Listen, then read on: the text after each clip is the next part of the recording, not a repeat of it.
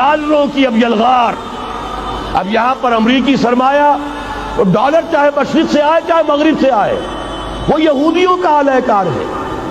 آپ نے اگر $1 نوٹ کا اگر کبھی نقشہ دیکھا ہو اس کے اوپر جو سگنیا بنا ہوا ہے جو نشان ہے وہ کیا ہے؟ پیرامڈ، احرام مصر. یہ کن کے لیے اہمیت رکھتے ہیں؟ ہزارہا یہودیوں کا خون اور ان کی ہڈیاں ان پیرامڈز کے تلے دبی ہوئی. جب یہ احرام بنائے گئے تھے یہ یہودی وہاں غلامی کے دور میں تھے، بیگار ان سے لی جا رہی تھی.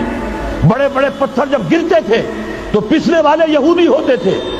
یہ ان کی اپنی جیسے ہولوکاسٹ، جیسے انہوں نے اس کو اپنا سمبل بنایا ہوا ہے، اسی طریقے سے پیرامڈ، مصر کا پیرامڈ یہ گویا کہ ان کے اس زوال کا ایک نشان ہے.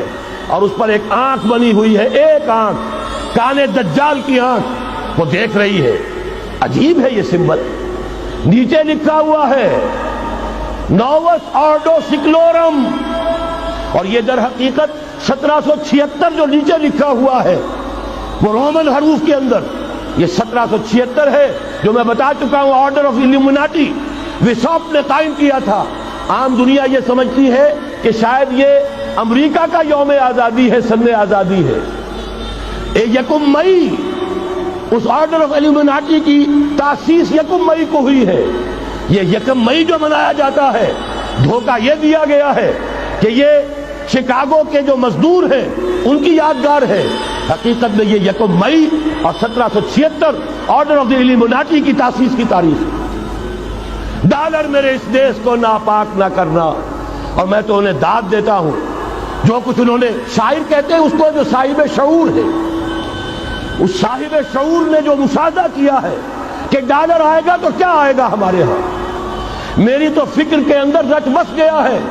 پاکستان کے بارے میں جب کہا تھا اے آندھیو سنبھل کے چلو اس دیار میں، امید کے چراغ جلائے ہوئے ہیں ہم.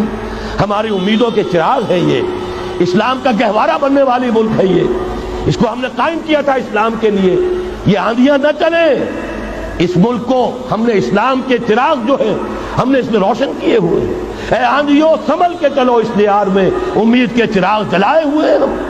بہرحال یہ تیسرا سیلاب ہے، ننگی سرمایہ داری، جس کی پھر لعنتیں ہوتی ہیں. ایک طرف فقر، ایک طرف احتیاج، ایک طرف بھوک، ایک طرف دولت کے انبار.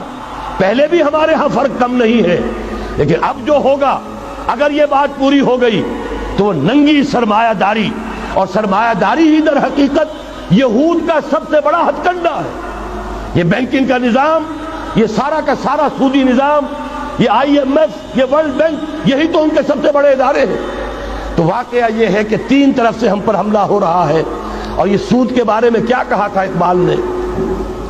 از ربا آخر چمی زائد فتن، اس سود کے ام الخبائث کے پیٹ سے سوائے فتنوں کے اور کیا برآمد ہو سکتا ہے؟ کس نہ داند لذت قرض حسن، کسی کو قرض حسنہ کی لذت یاد نہیں رہی. بغیر سود کے قرض دو. تمہارے پاس فاضل رکھا ہوا ہے کسی بھائی کو دو کہ وہ اپنی معاشی گاڑی کا پہیہ چلا لے، پھر اصل واپس لے لینا. اگر اتنی ہمت نہیں ہے کہ ان تصدقوا فهو خیر لکم، صدقہ ہی کر دو تو سب سے اچھا ہے. دے ہی ڈالو اپنا فاضل سرمایہ.